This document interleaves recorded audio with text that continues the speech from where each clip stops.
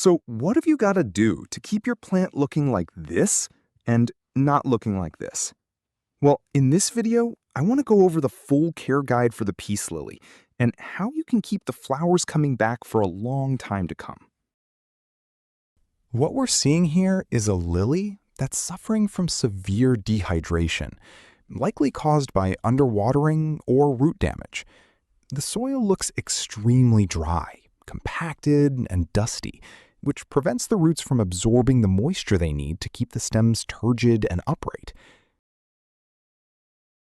The root system itself is extremely dry, compacted, and choked by hard, dusty soil.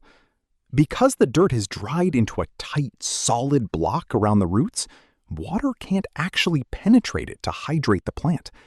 Instead, any water poured on top likely just ran straight down the sides of the pot without ever touching the root core. To save this plant, you need to loosen and remove this hardened dirt from the roots.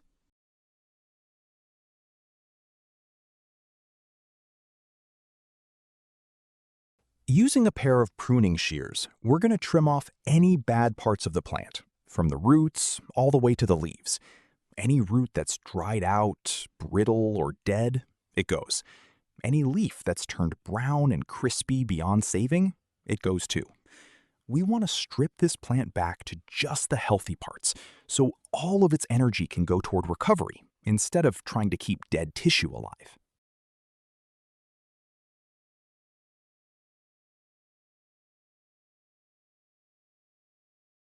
Once the trimming is done, we're going to wash the plant thoroughly, using a gentle water hose spray. Work through the roots carefully and rinse away all that dry, compacted soil clinging to them. Take your time with this part. You want the roots as clean as possible.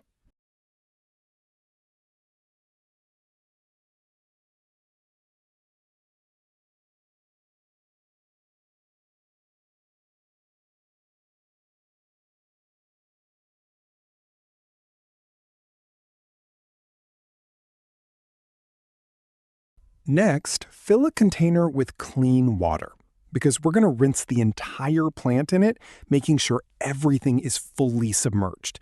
This makes sure that any last bit of dried, compacted dirt still clinging to the roots gets completely washed away, leaving nothing behind but clean, bare roots ready to absorb what we give them next.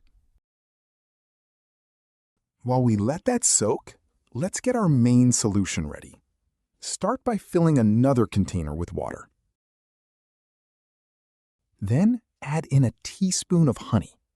Honey is a natural antibacterial, and it's going to give this plant a much-needed boost of energy right when it needs it most. With the solution ready, we're going to give the lily another rinse, but this time only the upper half of the plant. This is where the plant gets fed directly through the foliage, helping bring some of that life and color back into the leaves. Moving on to the last solution we're going to be making, and it starts, once again, by filling a container with water, but this time, it's hot water. This time, we're going to add in a teaspoon of turmeric powder. Turmeric contains curcumin, a powerful natural antifungal and antibacterial compound. And using hot water here helps release those active properties much faster than cold water would. We're going to let that steep for roughly an hour.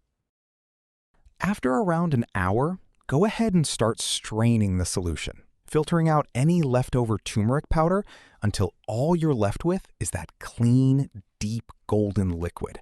This is the good stuff, packed with everything the roots need to fight off any lingering bacteria or fungus as the plant starts to recover.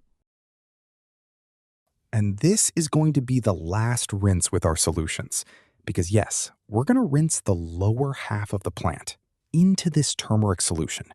Let the roots sit in there and really soak it up. This is where that antifungal protection goes to work, right where the plant needs it most, after everything it's just been through. After 30 minutes, take the plant out, and you can already start to see changes in the plant. take a soft tissue and give it a gentle wipe down, making sure everything stays moist, not wet. We don't want any water pooling in the crevices. We just want that thin layer of turmeric goodness left on the surface. What I have here is a potting mix, consisting of dirt, sand, and rice hulls, all mixed together.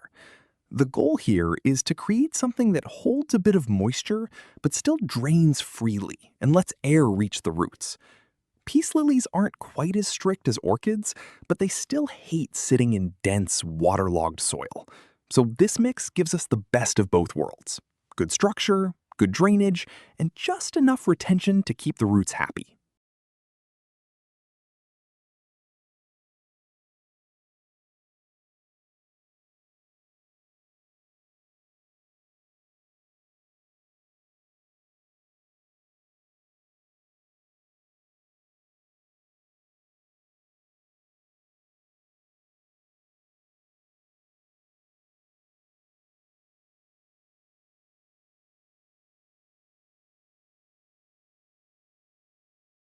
With the potting mix ready, we're going to start filling it into the pot.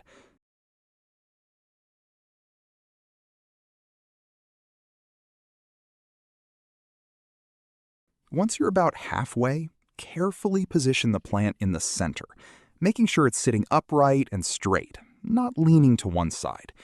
This matters more than people think, because if the plant settles in crooked now, it'll keep growing that way, and you'll be fighting against it for months. Once you're happy with the position, hold it steady and begin filling in the rest of the mix around the roots. Gently pack it in as you go, just enough to hold everything secure and upright, but don't press down too hard.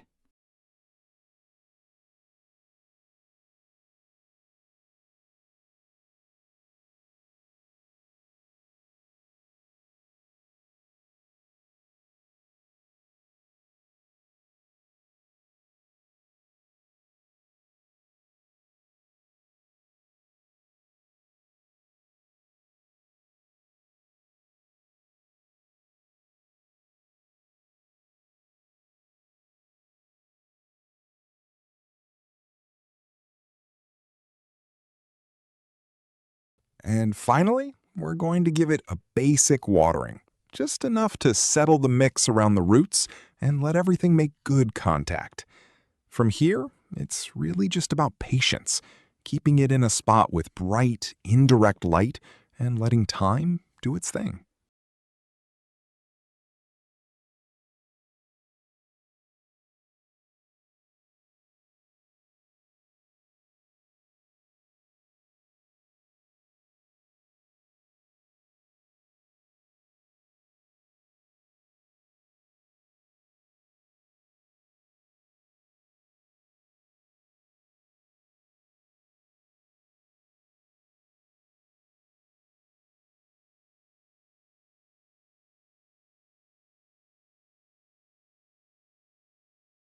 After 4 weeks of caring for it, what started out as a completely dying lily is now standing perfectly upright on its own with no support needed.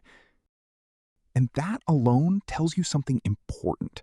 It means the root system has recovered enough to actually pull water back up through the stems again. That's the whole battle right there. The leaves have gone from limp and crispy to vibrant, glossy, and genuinely healthy looking. There's real color back in them now. And if you look closely at the surface of the pot, you can see the fresh potting mix we made with those rice hulls sitting right there at the top, doing exactly what they're supposed to do, keeping this whole mix aerated, well drained, and just moist enough for the roots to thrive in.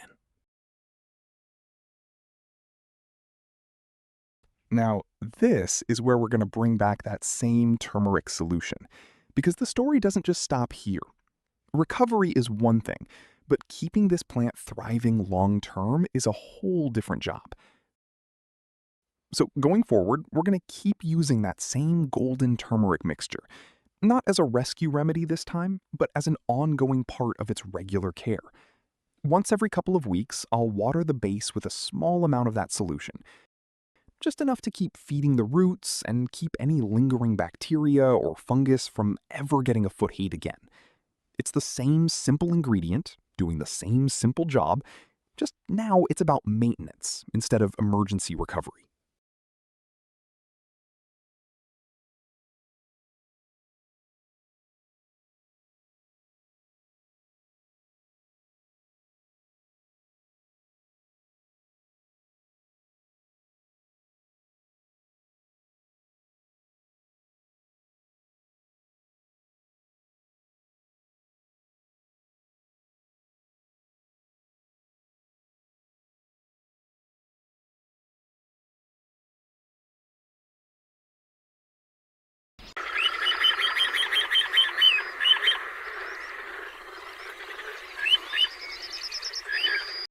After 1 month of this ongoing routine, the difference really speaks for itself.